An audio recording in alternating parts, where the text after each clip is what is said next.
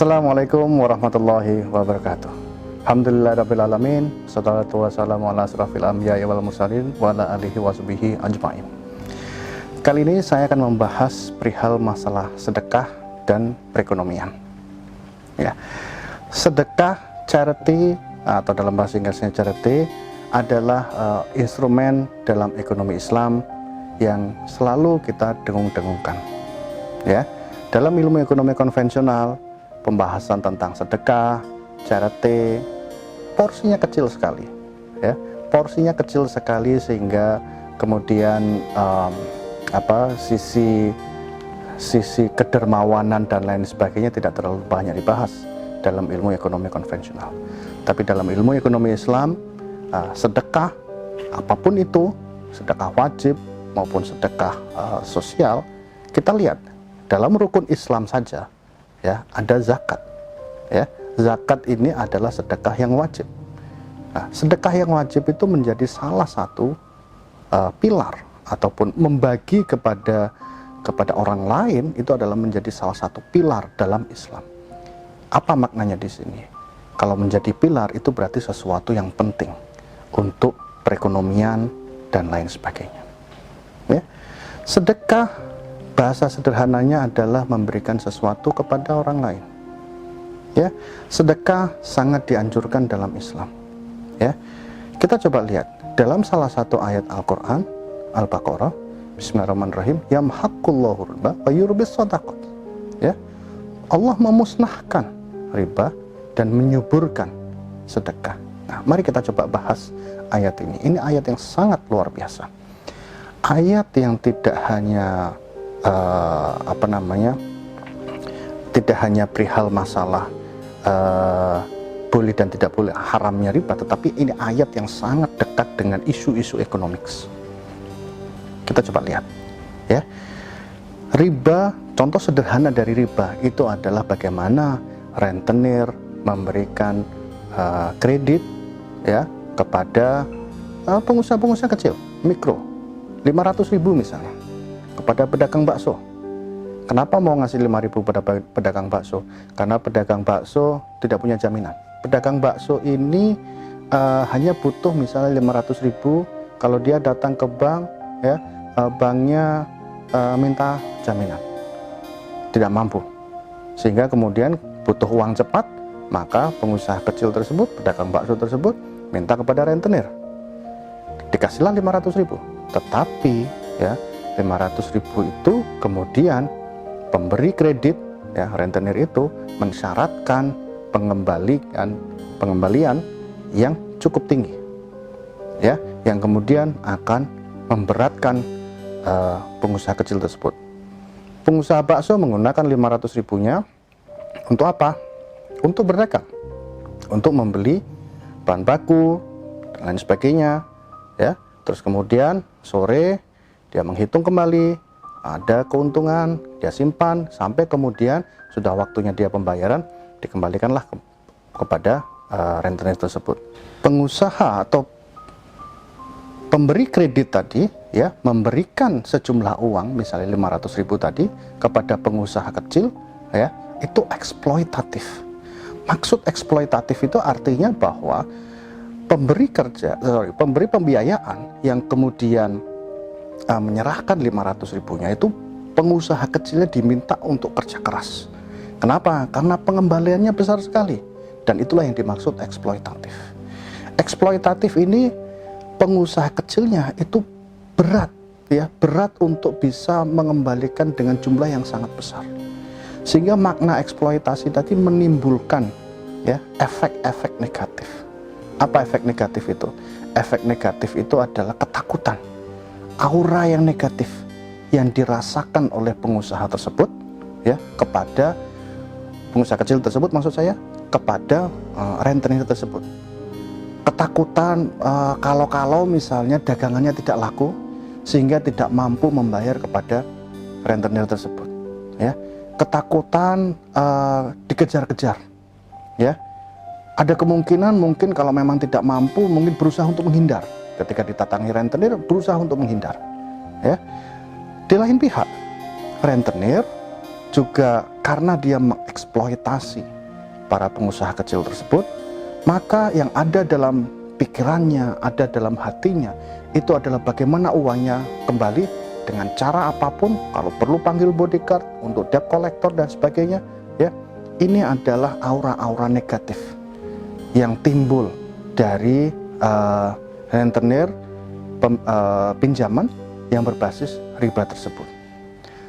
Lalu bagaimana kemudian kita memaknai ya ayat tersebut? Ayat tersebut yamhaqullahu riba wa yurbis shadaqat, menyuburkan sedekah. Nah, apa makna menyuburkan sedekah di sini? Menyuburkan sedekah di sini maknanya adalah bagaimana kalau kemudian 500 ribunya ini ya, yang awalnya diserahkan oleh rentenir kepada pengusaha kecil tersebut, sejumlah 500 ribu itu ternyata merupakan gabungan dari sedekah-sedekah masyarakat sekitarnya yang ingin menolong pengusaha kecil tersebut agar tidak terjerat dari rentenir.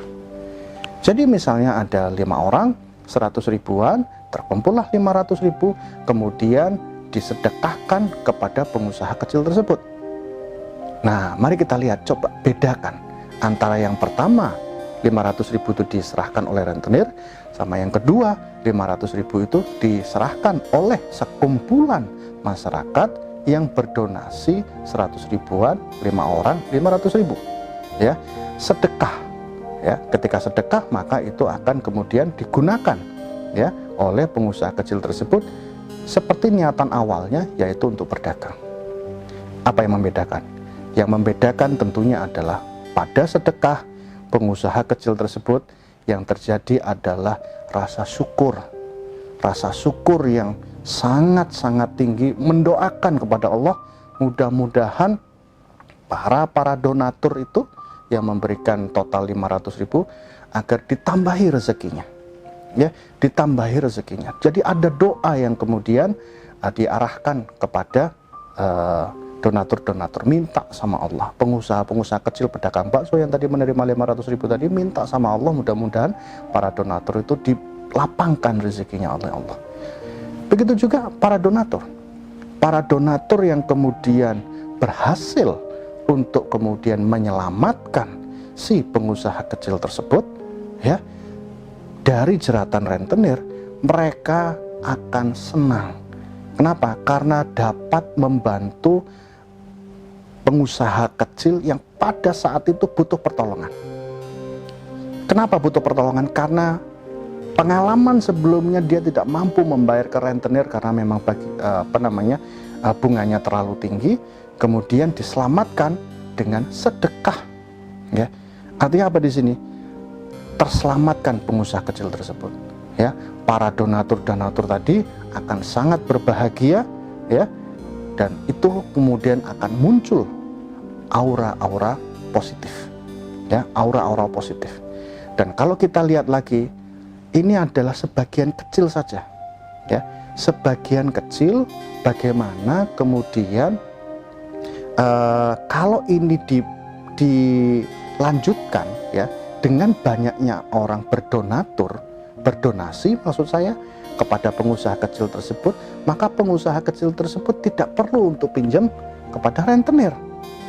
Kalau kita bisa menciptakan donatur-donatur yang lain, ya, terkumpul sejumlah uang, kemudian untuk pengusaha kecil yang lainnya, maka pengusaha kecil yang lainnya juga tidak perlu pinjam ke rentenir.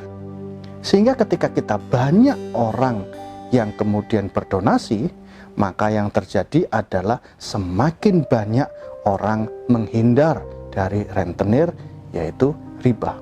Nah, inilah yang kemudian dikatakan Allah yamhaqullahu riba wa yurbis shadaqat. Ya. Nah, mari kita lihat dalam konteks makro, ya. Itu pengusaha kecil hanya contoh kecil saja. Bagaimana kalau kemudian sekumpulan orang-orang kaya, ya, yang dia berdonasi juga dalam jumlah yang sangat besar, tidak hanya 1-2 pengusaha kecil, tetapi dia berdonasi untuk mendirikan sekolah, misalnya, ya, mendirikan sekolah dasar, pesantren, SMP, SMA, dan lain sebagainya. sektor-sektor pendidikan itu dibangun dengan dana donasi awalnya, kemudian nanti operasional, ya, dalam operasionalnya kemudian bisa dengan SPP biasa atau mencari donatur yang lain, atau konsep wakaf misalnya, ada konsep wakaf yang produktif sehingga labanya itu bisa untuk biaya operasional, ya. Ini semua kalau dilakukan oleh masyarakat yang lain kemudian membantu berdonasi untuk pendirian rumah sakit dan sebagainya, maka yang terjadi adalah alokasi dana pemerintah untuk pendidikan, untuk pembangunan sekolah, untuk pembangunan rumah sakit dan sebagainya akan berkurang. Kalau akan berkurang, maka pertanyaannya, perlukah pemerintah, ya, saya tidak bicara tentang pemerintah Indonesia saja, tetapi pemerintah dimanapun, perlukah pemerintah kemudian pinjam hutang luar negeri yang berbasis riba? Tidak perlu, karena banyak alokasi-alokasi yang dihemat. Kenapa? Karena alokasi yang dihemat itu sudah ditanggung atau sudah didonasikan oleh masyarakat, sehingga kemudian pemerintah tersebut tidak perlu pinjam hutang luar negeri berbasis riba. Sehingga apa kesimpulannya? Kesimpulannya adalah ketika kita banyak-banyak bersedekah, maka kita akan bisa menghindarkan diri dari riba. Itulah makna yamhaqullahu riba wa yurbis shadaqat. Demikian, terima kasih. Wassalamualaikum warahmatullahi wabarakatuh.